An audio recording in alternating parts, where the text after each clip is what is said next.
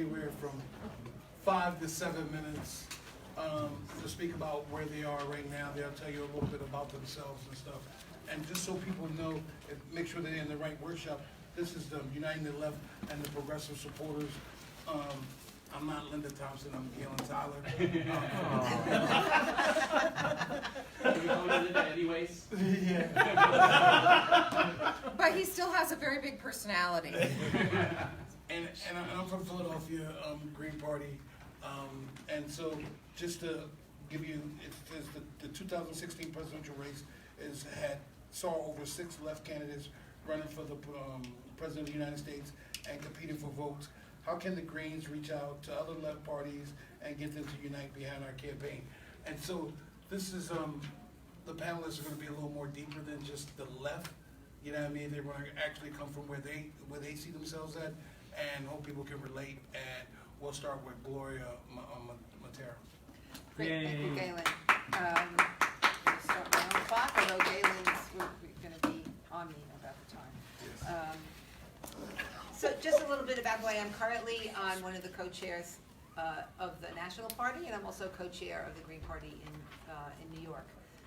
I've been in the Green Party since probably 2001, but I will say that I've always considered myself, for want of a better word, red-green, in that I come out of socialist tradition, socialist organizations. I interestingly came to the Greens and ran for office, first time in 2001, against the approval of the socialist organization I was involved in at the time. And so because I thought political independence and taking socialist ideals and taking a socialist program around a just society is important to have in terms of an independent left politics. I left that organization, ran for office, joined the Greens, never looked back. I've been in the Greens in some kind of leadership position, or running for office, or helping other campaigns all that time. But I still believe that we need a different society, and I think the Green Party is a revolutionary party, is about transforming society and transforming politics. I was also involved in a kind of a formation called Left Elect a few years back, and the reason, Linda's not able to be with us because she really conceived of this panel and wanted to really have this conversation, and we were, I think, one of the leading and the founding organizations of this grouping. Some of it involved socialist organizations, and I think that the bottom line was, and I think still is, being independent of the 2 corporate parties, and what in New York we call their allies, because we have some parties that basically just run Democrats or Republicans, Conservative, the Working Families Party. We have a rule in our state, actually, that we will no candidate will get our ballot line if they are also running in the corporate parties, and so we consider political independence, and of course financial independence, which is no corporate money. And this attempt in Left Elect, I think, was really to look at how can we work together, right, and not be at odds, not run a local candidate for city council on the Green Party line, and in some states an independent left or socialist or whatever people want to call that. And what we also recognize is every state is different. That's what's a challenge for us in terms of being a national party, and even looking overall, running a presidential candidate, is the electoral laws, whether loose or stringent in keeping smaller parties, keeping independent candidates off the ballot, is a reality. I know that this was framed in terms of looking at a plethora of kind of left candidates in 2016, but I really think what's important, and that I think the focus should be on, is running local candidates in that way, because I think that's where we can look in districts and in localities and say, where's the Green Party strong, and is there a Green Party candidate that's stepping up to run there? Well, if there's not, maybe there's an independent candidate. They want to call themselves socialists or call themselves the left progressive party. If people are in my state, you could petition independently after the ballot status parties petition, and so you can call yourself anything. When we didn't have ballot status as a Green Party in New York for 8 years, one of my ballot lines was called Green Dash No to War. That was in 2003, where, you know, it was kind of the height of I consider the anti-war movement both kind of connected to the Democratic Party and independent of the Democratic Party. And so we felt that that was a descriptive for people who are against the war to vote for a candidate who was not only politically independent, but was making a statement about an important issue on the left. And so I think there's a lot of room to have conversations, working not only with socialist organizations. There are a lot of groups now, and people will talk more specifically, but, you know, for the, you know, Socialist Alternative, for instance, is you know, a very disciplined socialist organization that elected Shama Sawant in Seattle. I think there's room for working with organizations like that. For me, I think there's working for independent candidates who have no particular party affiliation. I think for me, and I think for the Green Party in my state, the bottom line is no corporate money, no corporate influence, and completely independent of the corporate parties. And so, you know, I think that I like those conversations to continue with these groups, but I also think we shouldn't leave out independent left candidates, people who say they're socialist or people who say they're radical and revolutionary. They're not part of a group. They're not part of an organization. Maybe they're not members of the Green Party as of yet. And I think that that's an important group of people to reach out to that we may often forget about when we come from organizations and say we represent organizations. So, thank you. Thank you, Gloria.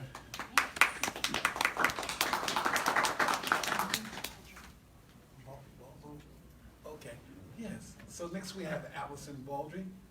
And go ahead, Alison, I'll tell you a little bit about yourself. All right, thank you. Hi, everyone. My name is Allison. I use she, her pronouns.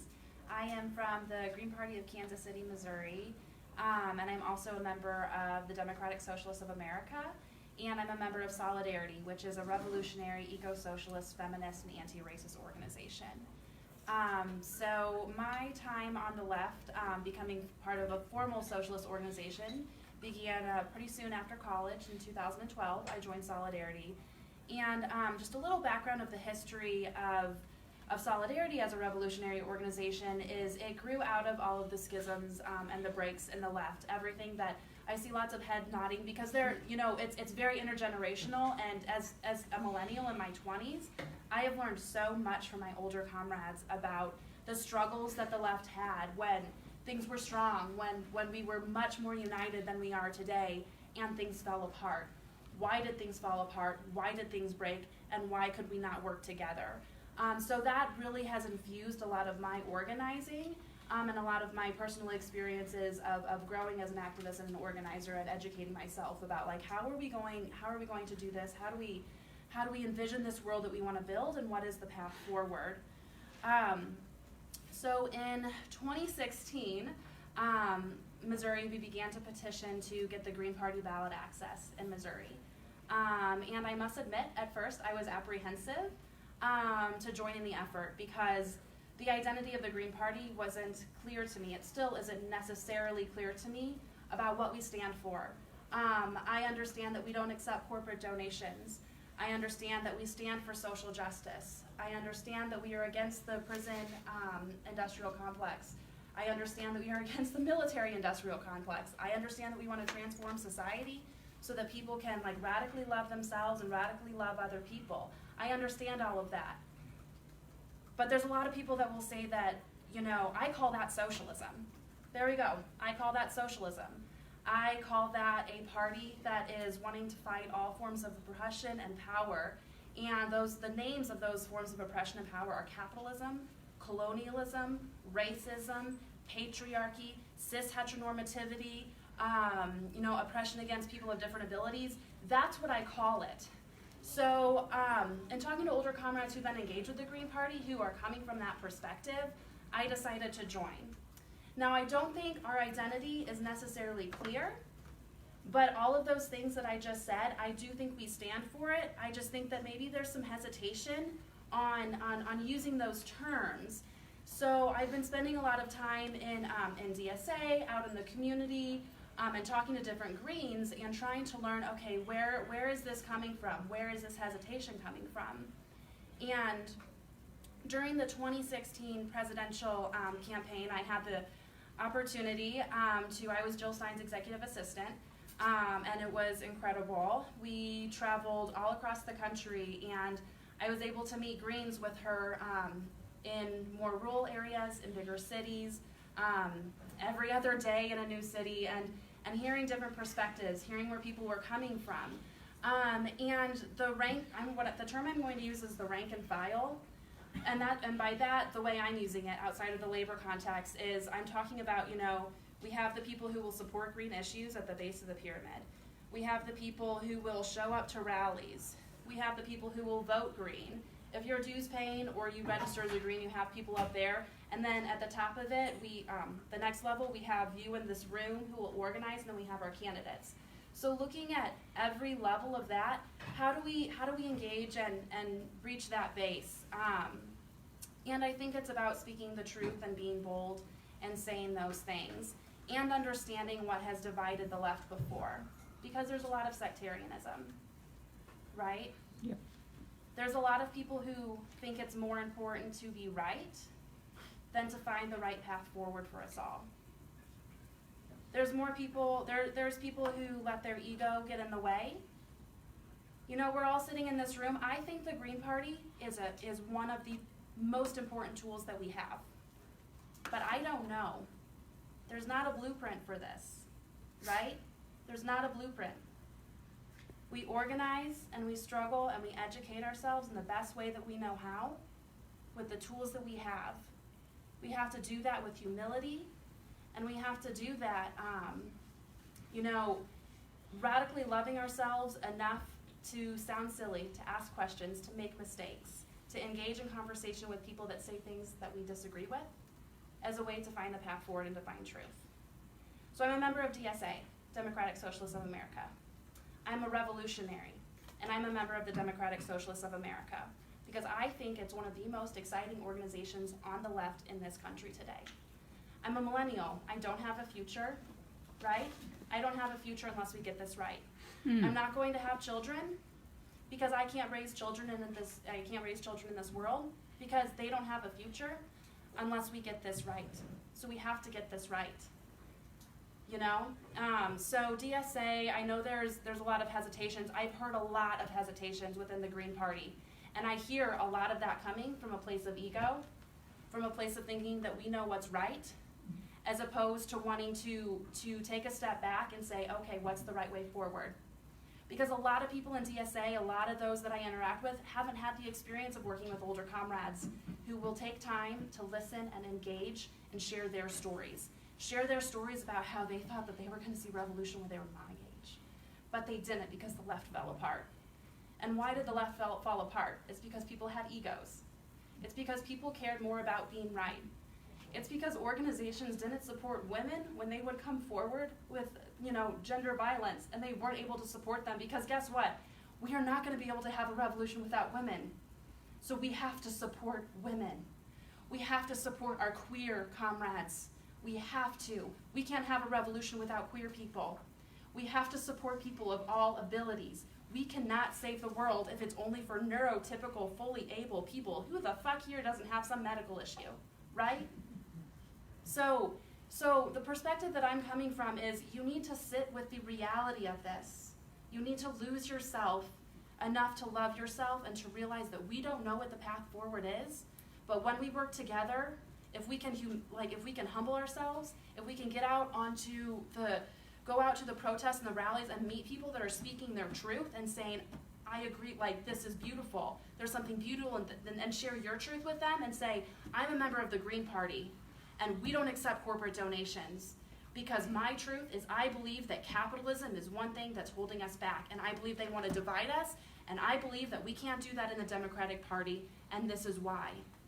Not because I think that I'm right, but because together we need each other, and if we're going to have a revolution, we need to have solidarity between one another. So I don't know where I am on time. Sorry, I just got a lot to say. We're there. I didn't want to cut you off. Oh, yeah. Feel free to cut me off. I don't have a timer. You're doing great. So, thank you. Thank you, Alison. We have questions to the end. Yes, please. Next we have Rich Mulhane. who's gonna tell you a lot about himself. My name is Richard Monje. I recently retired from, I was an International Executive Vice President for Workers United and manager of the Chicago Midwest Regional Joint Board of about 17,000 members. And I did that. I was also Director of Education for the organization for some 7-8 years.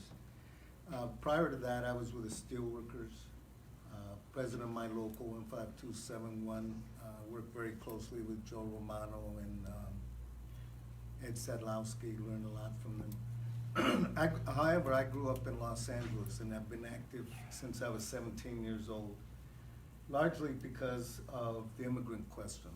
And I went to Roosevelt High School, where it was one of the high schools that did the walkouts in 1967 over the treatment of immigrant children in our schools. At that time, there was no bilingual education.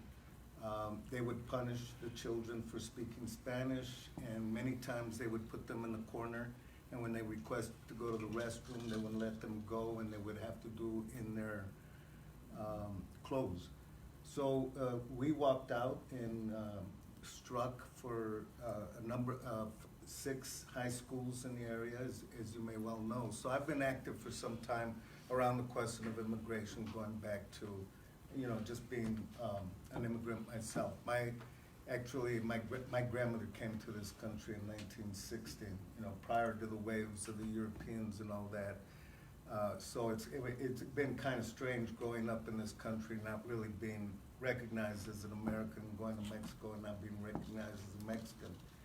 So, but you develop a point of view of the world from that perspective and almost developing subcultures. So inside the union movement, having been active in social activity, being active in the union and observing, especially from my point of view of what it was to be a revolutionary and getting that education in the 60s and 70s in what was going on in the entire world, not just in this country, but you remember 1968 in Mexico, all over the world, there was just battles all over. And the anti-war movement, civil rights movement, Watts Rebellion, there was just incredible energy and education taking place at the time. So going and growing in that period in what essentially has been a non-revolutionary situation and being a revolutionary, and how you conduct politics and how you conduct organization. And clearly, our environment has changed dramatically. The world has changed dramatically. We've gone from scarcity to abundance.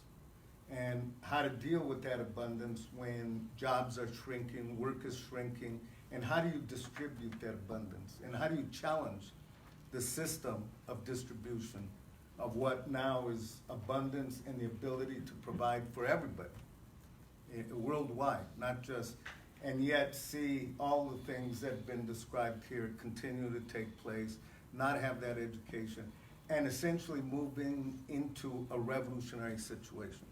And how do we address that environment and that situation differently? Inside of politics and the electoral struggle, but also inside of creating a social movement that supports that electoral politics. Because without a base of support across the country, not just in the urban centers of New York and Los Angeles, San Francisco, not just in the progressive regions of the country, but also where people are waking up throughout the Midwest and other areas that people perceive as more conservative and reactionary. We had a local in Evansville, Indiana, which is very conservative, as you all might know. I mean, those areas of those states are essentially more part of the South than they are part of the North. And yet, during Jill's campaign, we had incredible discussions with a lot of members from Evansville around the Green Party, around the Bernie movement, and I could say that the majority of the people supported Jill or Bernie. Now, why did many of them vote for Trump? That's something that we have to examine. But clearly, that we have to examine what is the conversation. Who are we trying to attract?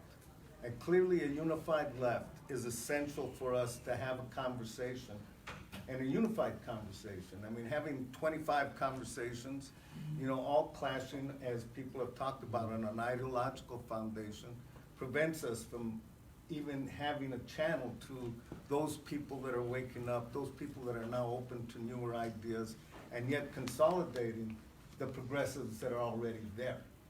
And how do we do that?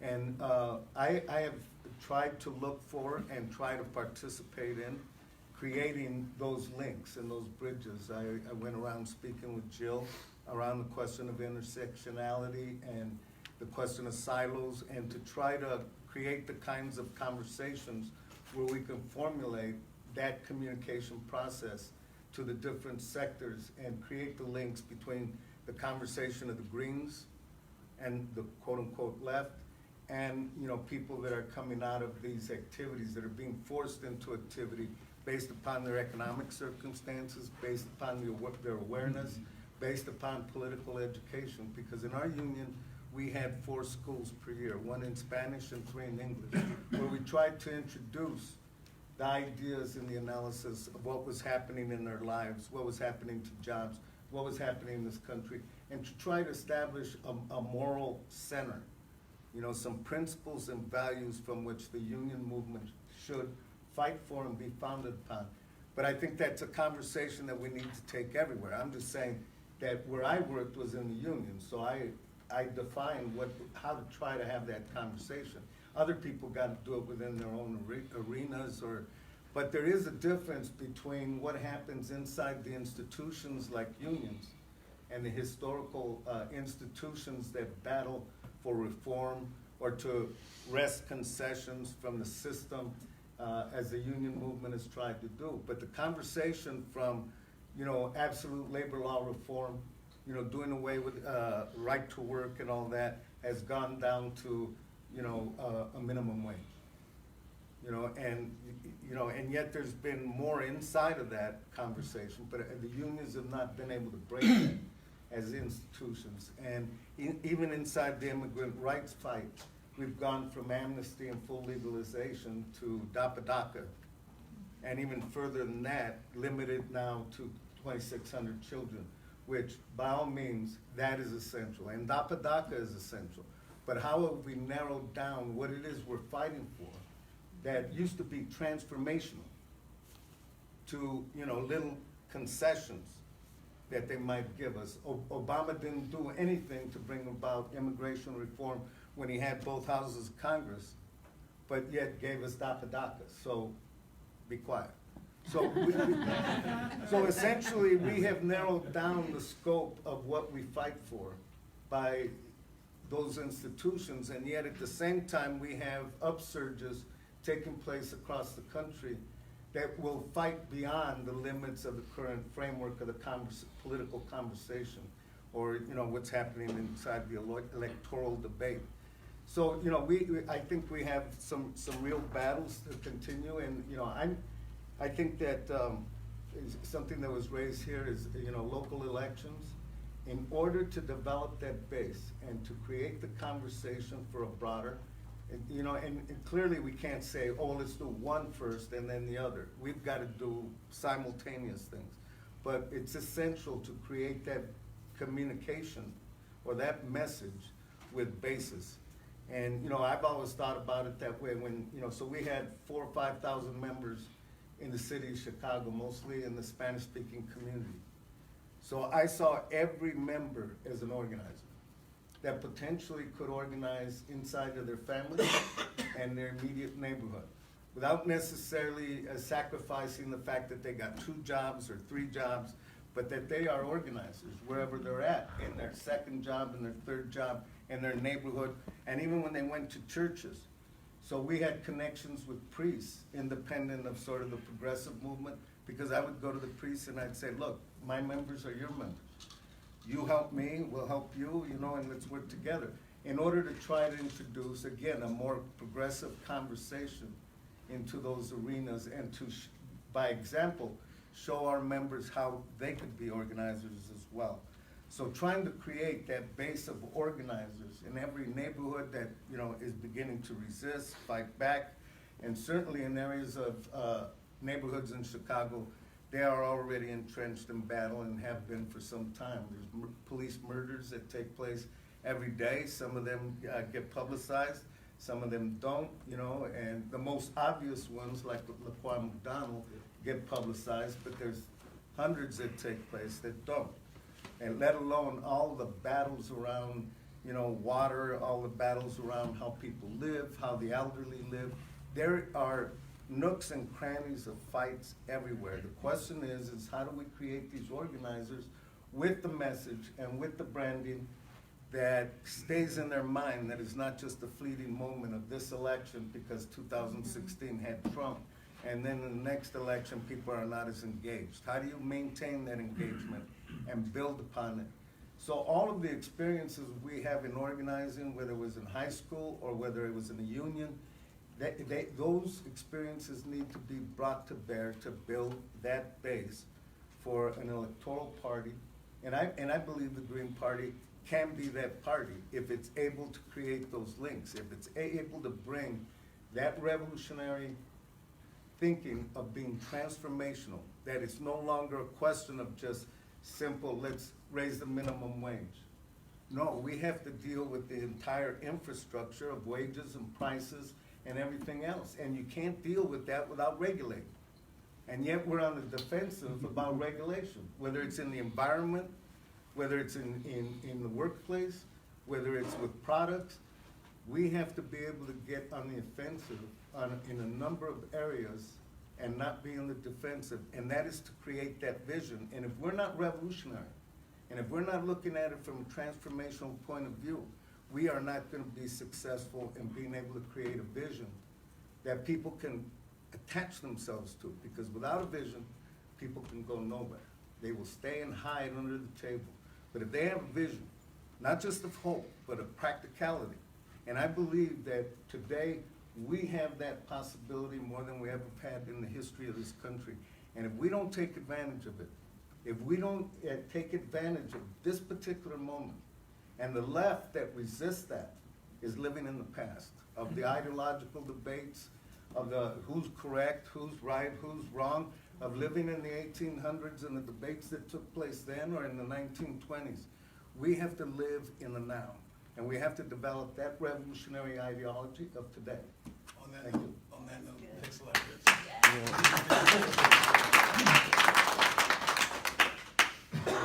Yeah, so our last panel is Cheri Honkala. Go ahead, Cheri. Okay, so I'm Cheri Honkala, and hello everybody. And I was the first formerly homeless woman to run for one of this country's highest offices as vice president, and I did that as a Green in 2012. That's an important historical marker. Okay.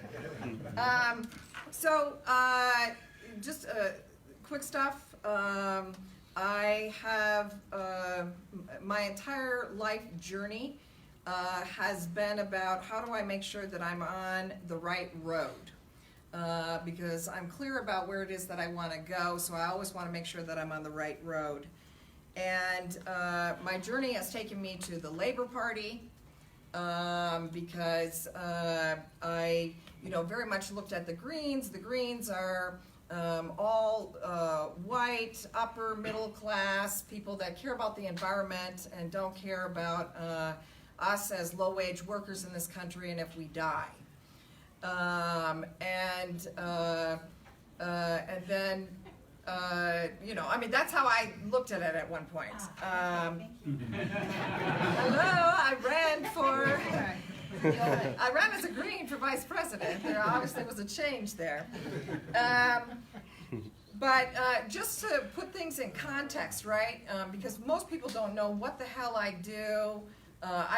Myself and Galen, every single day, our life is very different. And I think that this fight that Rich was talking about and everybody else on the panel, at the end of the day, it's really about a numbers game and being effective. And the last thing that I want to do, and that's why I've also always shied away from the left, because the left has had some great ideas and are terrible at being effective. and terrible at having organized troops and numbers of people. And because of the life that I live, which is very, you know, am I going to live or die at any given moment kind of thing, I have to be very pragmatic, and I have to be effective.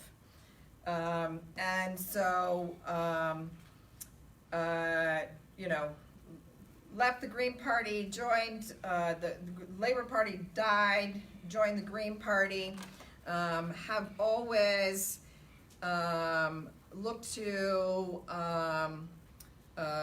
you know, different writings and stuff to help me explain what's going on in the world, you know, also ran a couple other campaigns as a Green that taught me a lot of things. And at the end of the day, something that I learned is not only do I not want to be effective, not want to be non-effective, I also have learned a lot about money. And the lack of analysis that goes on in the left where money comes from. People have great rhetoric about this and that and this and that. I really learned it recently in my run for state rep in the 197, because it was up against the Democrats, the so-called progressive Democrats that tried to kill me. Literally. It was literally, you know, when I went to the voting booth on election day, they were handing out literature from Emilio Vasquez's campaign that said a vote for Cheri Honkala is a vote for Trump. And they issued a code blue, the progressive Democrats, and basically said, you know, passed on all of this misinformation to folks and let them know that a vote for me would be a vote for Trump.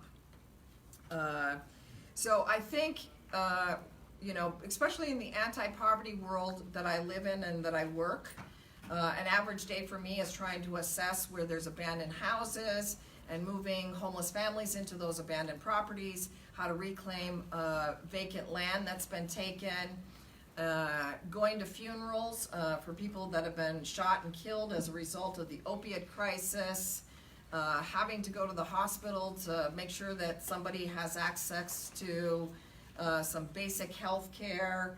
All of these things are very normal thing, and it's very normal to be working for a few minutes with some unemployed guys in the neighborhood, and then they're just gone for a couple weeks because they've been caught up in a sweep by the Philadelphia Police Department. And so my work and what we really believe is that, you know, in the organization that I work in, the Poor People's Economic Human Rights Campaign, we have what's called the 16 Principles of Unity. And so I don't look at it so much as like, how do we like unite the left, but how do we unite those of us that are on the bottom, that don't give a damn, and really have to link up with folks that are committed to real political independence in this country and not taking a dollar from those that are trying to kill us. And this is incredibly important because in the anti-poverty world, we come, those of us that are on the bottom, we come face to face every single day, not with Trump. You know, that's why we say we got 99 problems and Trump ain't one. Because the first thing that we have to deal with is the progressive Democrat that gets money for their nonprofit industrial complex, the civil rights industrial complex, the feminist industrial complex, the faith industrial complex, you name it, that all of these progressive organizations are actually in alignment with the Democratic Party and get soft money. And if you're in the anti-poverty organizing world, you know that it's mapped out every block with churches, with community organizations, and they've got great rhetoric. You know, they're against DACA, they're against poverty, they're against homelessness, blah, blah, blah, blah. But they are a part of that social control, and they get the money from those local Democrats that, especially in a Democratic Party city like Philadelphia, to assure that come election day, or come, whatever issues happening in the area, that they have the loyal opposition, and that they make sure at the end of the day that their troops are in line, and that they begin to create the political theater leading up to the next presidential election. And this happens in every single city, town, across the entire country. And for me, one of the most devastating moments of this last 197 campaign, and really learning about what does it mean to unite the left,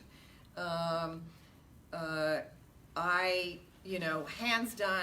hands down went to every labor union in Philadelphia, and the rank and file had voted from the floor, and everybody was going to endorse me. And so I was so excited to be, announcing that I would be the first Green that would be endorsed by this many major unions in the city of Philadelphia. And then, the Democratic Party, the number one honcho that, coordinated the theft of my election, picked up his phone, called all the progressives, and basically told them, guess what? We're just going to, who cares if all the union members in the city of Philadelphia voted for Cheri Honkala? We're just not going to take it to a final vote. So we're just tabling it for permanently.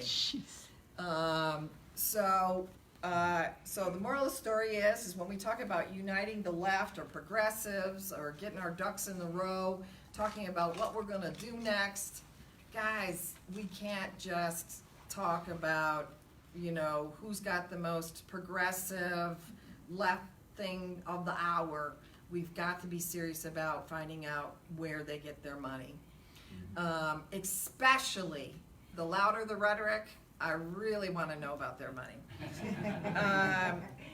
And the bigger their troops, I really want to know about their money. And we've been in a battle with, in this whole anti-poverty world stuff, because we've also, there's a lot of front organizations right now that are trying to lay the political base for the next presidential election with the Bernie campaign. And so they've hired, just dozens of people to do social media around every progressive issue that you could possibly imagine. And, they're just, they're wetting the whistle. I mean, they're getting ready for the next presidential election.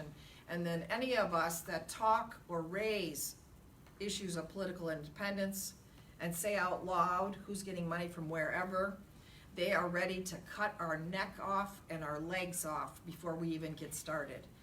And, when I look in the workshops of the Greens, right, at some point, we as the true progressives or the true left have to get serious and have to understand this is not a pony ride we're in. We're in a real vicious fight. And so we've got to go beyond let's teach our folks how to get on social media. No, we have to teach our folks that they are viciously on social media, isolating us, attacking us, writing the narrative, and what is our strategic plan, to gather our troops and to lead them truly in a road towards political independence and a better future for all of us. And I think that Alison and Gloria were talking about this as well, right? And you don't get anywhere if you just approach people by beating them over the head with a bat and telling them how backward and stupid they are. And that's why, you're not effective that way. I got the best rhetoric, I got the best ideology, I got, whatever. The thing is how do we get people in the room? And Rich raised this when he said, how do people end up voting for Trump, right? Because he was talking about the issues. He was talking about bread and butter issues, and I would throw out an argument that, sorry, I don't want to hurt anybody's feelings, but I think we strategically need to go after those that are seconds away. They just need to know that the Green Party exists, and those are folks that are on the bottom.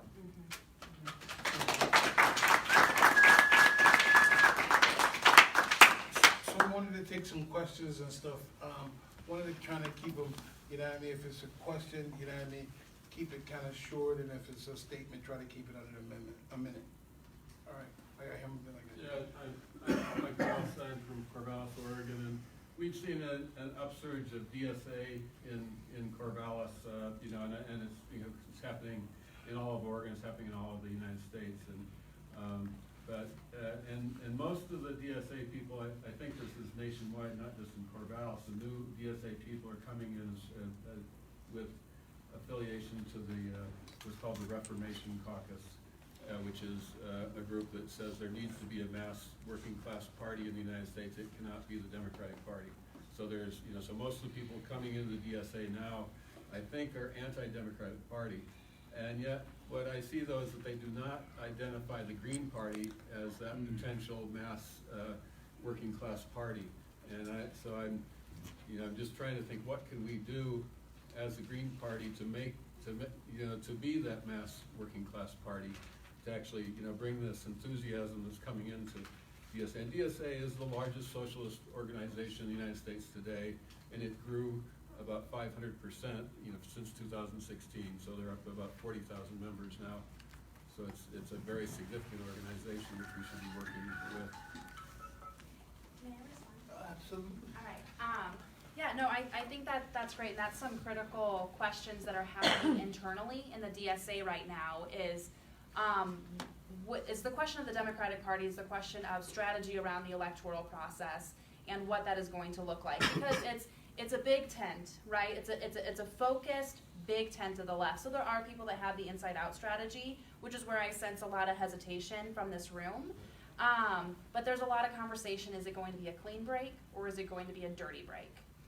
There was a call yesterday I wasn't able to make, so I can't share insights on that, but that's a question that's happening, and that's a really critical question. What is that going to look like? As far as they don't see the Green Party as that, I think that there's a couple of things that go into it. When I initially shared my perspective, I said I was very hesitant about the Green Party because I didn't know exactly what our identity was, and I think that that's still something that we're going to have to work on. But also, and this isn't my role. My role in my chapter is I'm a rank and file member, and I like go to all the rallies and I talk to all the organizers. I don't do like the paperwork. I don't figure out how to run elections. I don't file, like that is not I'm not interested in that. I know it's important, and I know that there's a lot of work that goes in there. People don't understand how, watch my language. No, people don't understand how fucking hard it is to get ballot access, right? They don't understand how fucking hard it is for us to be recognized by America, by this country, because they don't want us here. So I think that's our job, is to have those conversations and to say, and to share like the logistics of it, and like, this is a really huge project, like what would building, like the powers that be, let's talk about power, would they really let us build another one that can win, that can do this? I don't think so. So how can we as the Green Party help you as the DSA, help you as these social movements? How can we use our resources and work together and give them to you? And I think we're phrasing it right now as, we have it, come join us. No, we join them and we share our power with them. And I think that is, I think people just don't understand the logistics, and they need to know that we have this resource that we want to have them take with us. Brother in the back. Yeah, thank you. Justin Betts, State of Maine. Thank you all panelists for all the great things you're doing. And so the question is kind of directed towards Cheri and towards Alison, having to do again with the DSA. In Maine, I find that most of our DSA members are enrolled Democrats. And I understand in some states you don't have party registration even. So it's a very complex problem there. But how is it that we can get involved in some of these groups where we have these known registered Democrats that are taking money from corporate contributions, right? And we have to be aware of where that money's coming from. And on the other side, there's Cheri, you ran in 197. You actually got support by Our Revolution, which is something that we've struggled with, talking about should we pursue Our Revolution, which is an offshoot of the Sanders campaign, which does accept money, and it's hard to say where that money is all coming from. So I'd like to get your experience of, how did our revolution work with you? And, if you think that was a good thing or a bad thing. And then ultimately, I'd love to, anybody on the panel talk to this, the Sanders wing of the party, and the one offshoot that come out of that hasn't really been mentioned is Nick Brana, the Draft Bernie movement, and the Movement for a People's Party. And that is, they're actually trying to start up a Movement for a People's Party in Maine. So, and I'd like to finish this series of questions with one last thought. In California, they did a really wonderful thing recently of talking about how they endorse. And they will endorse candidates, and you correct me if anybody from California, if I've got this wrong, they'll endorse a candidate that is not accepting corporate contribution and is not aligned with a party that is accepting corporate contributions. And I believe that we need to practice that when we look at what organizations we try to align ourselves with, and only work with those organizations that are perhaps independent of corporate contributions and influence. And I'd love to hear your thoughts on all those things. Yes, I like to make I like to be a pioneer. No. No, I just find myself there.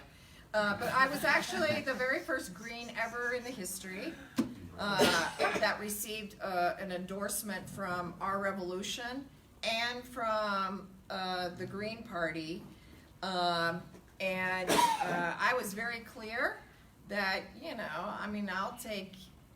I don't want to reduce Our Revolution to the Girl Scouts down the block, but I would take anybody's endorsement. But I was very clear that I'm a Green and I take no corporate money from anybody. And so that was the distinct difference. And I just also want to say that there was also, some members of DSA and other folks that were working. Like a lot of different folks were working on my campaign and door knocking, and we had the groundwork. We didn't know that the Democratic Party was going to go in. It was their goal was to seek and destroy progressive candidates. And so according to the Attorney General's office, the Democratic Party conspired to turn off my machines, to tamper with public records, do all of these kinds of things, right? And as a matter of fact, one of those, so far 4 people have been found guilty. The whole country doesn't know about it, and they're going to get away with it. And it's devastating. And we try to get like the ACLU, right? Exactly. To come out and, and they held actually the ACLU had national folks come out and in Philadelphia hold a forum on voter fraud.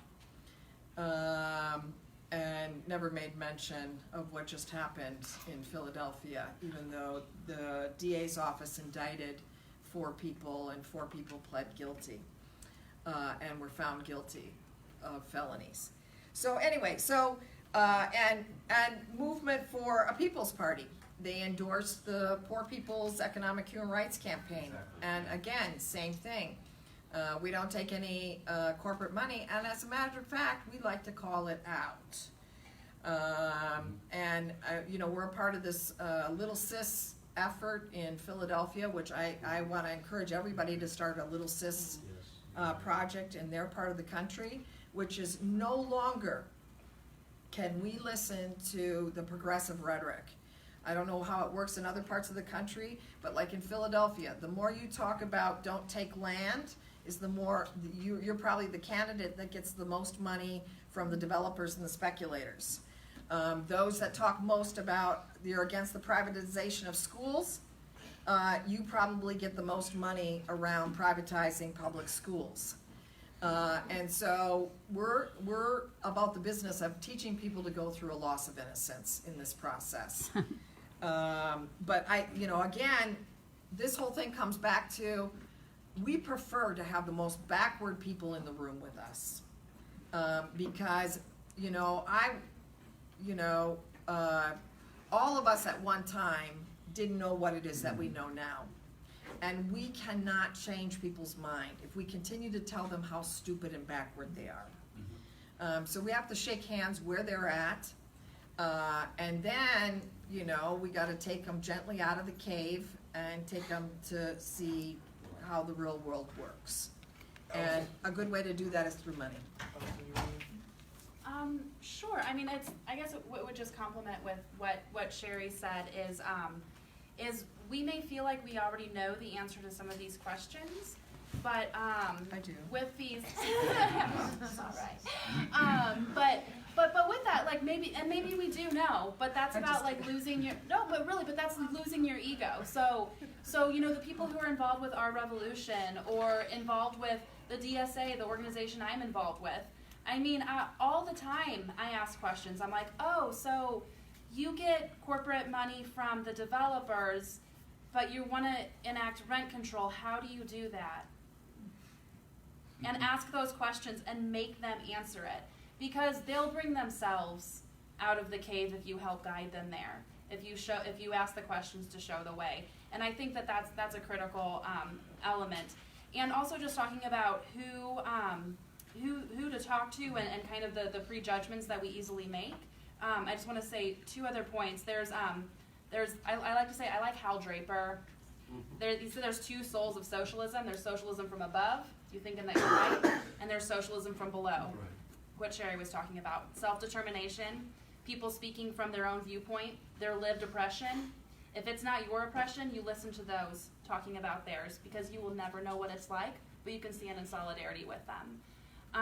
And the second thing I want to make is just where people are coming from. From a personal note, I grew up in conservative America. My father flew to Washington, D.C., and he was part of that crowd with my big sister at the Trump inauguration. I'm a revolutionary, and I'm a member of the Green Party. We can't count people out. Just quick on some of, because you asked such broad questions, and Cheri and Alison really touched on a lot. Just to, one thing I want to say when we're talking about if we're going to start doing terms like socialism, I'm just going to put a plug for the next thing called eco-socialism, which David Cobb and I will be talking about, which I really think is where we are as a party. But being in and around the left for a long time, right, a lot of organizations like, we need a mass party of the working class. Like, that is the slogan, right? How long has that been said, right? For a long time. And so I'm not saying, and I'm not saying. Well, let's see. How old are you, Rich? I'm not saying that the Green Party is it or will be it, and I'm not saying that's not necessary. But I do, feel a little just kind of suspect about the intermittent calls for that by different groups. Movement for People's Party, they're a big email list, and lots of chapters, but I'm not sure. The distinction here, right at the moment, even in terms of DSA, they do a great job running elections. We had a city council candidate, Jabari Bridgeport, was a Green Party candidate, also really organized and helped by DSA big time. But we are a political party. That's right. Okay, none of these organizations are at the moment. They may have elected someone, they helped elect someone. When I grow up. Cheri brought it up, Alison brought it up. Ballot status and those kinds of things that we have to do. So we have a different hurdle. And I do think that what I want to give some props for DSA and kind of just a little self-criticism of ourselves as a party. And when Alison mentioned it, they are having a dialogue. They are having a debate, clean break, dirty break, inside, outside. We, I think, suffer from not having a intelligent, cogent, comradely debate about where this party should go. It's not enough. And those of you who are national delegates, there's nothing more I need to say about that. And we can have it's on your back. We're live. This is true. I mean, that's, I think, political discourse, political debate, on, you know, on a level, I'm not saying we have to be on this high intellectual level and academic, but just on the principles of where we need to go as a party. There's a lot of work for that. And I think Where and there's, how? you know, there's a lot of good feeling in the room, but I think that, you know, that's something we can kind of learn from DSA is my feeling. And but in general, I think that, like, in terms of left electoral independent party, we're it. So people should join us and help shape that, in addition to us reaching out and saying, how do we work with organizations where we could help contest in the electoral arena? So. Go ahead, Mike. Thanks. Before my comment, I just want to see, has my Palestine book worked its way around? Yeah. Okay, just don't want to lose it, because it was hard to get that, trust me. I sold it. We got a good price. I'm the longest continually active Green here, and probably of the 5 in the country still. I've been doing this 30 years, and the continual calls for uniting the left and victory of the proletariat and mass movement and all this, I think to some degree is a function that we've internalized our stunted winner-take-all electoral system mentality, and we are trapped in a strategy that we think we're somehow going to form a majority that's going to unite together. And the reality is we're in 100 countries around the world. In the countries that have proportional representation, that's where we win. And the ones that don't, we don't, other than municipal races, which I was fortunate enough to do. I was a city council member and mayor in Santa Monica. Where we win seats under proportional representation, we generally get 3 to maybe 20% of the vote in a few rare cases. And the reality is that even on the left there are going to be differences in policy perspectives. There are countries where there's a Green Party and there's a Left Party, and there's a Social Democratic Party, and sometimes it's a Labor Party. And they have different policies and they aren't together.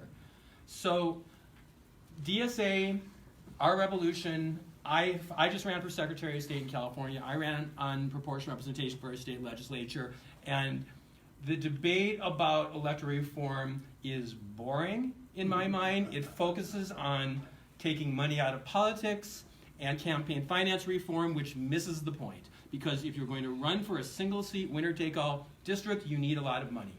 And that's just the reality. And even if it's coming from public financing, that winning that argument about providing public financing to win a large single seat winner-take-all district, proportional representation is where it's at. And the people who are of communities who don't have the privilege to sit by and not have power and be in our party and hope that we're going to succeed would be in our party if we had an electoral system that allowed us to win seats and give them power. And instead they choose to hold their nose and work inside the Democrats because they can get some power. So I'm really tired and bored of sitting around and going to left meetings and everybody talking about uniting everybody. And this is an awesome panel. I'm not laying this on you guys. But the complete... we know we're an awesome panel. Yeah, you're right. But the complete absence of any discussion, including in our revolution. I would love for Nina Turner one day to come out and say one time to talk about proportional representation. I'm not just laying on her and all the other people. So I just wanted to put that in there. I think we are mostly missing the point, and the people who should be aligned with us will be if we can give them power, and we're not going to give them power in a winner-take-all single-seat district system for the most part. And I would just pray that we start emphasizing proportional representation ahead of campaign finance reform and ahead of a lot of the rest of this stuff. And if we don't, we're going to be here 30 years from now with roughly the same size and the same limited power. Thank you. Okay, I got Bree, John.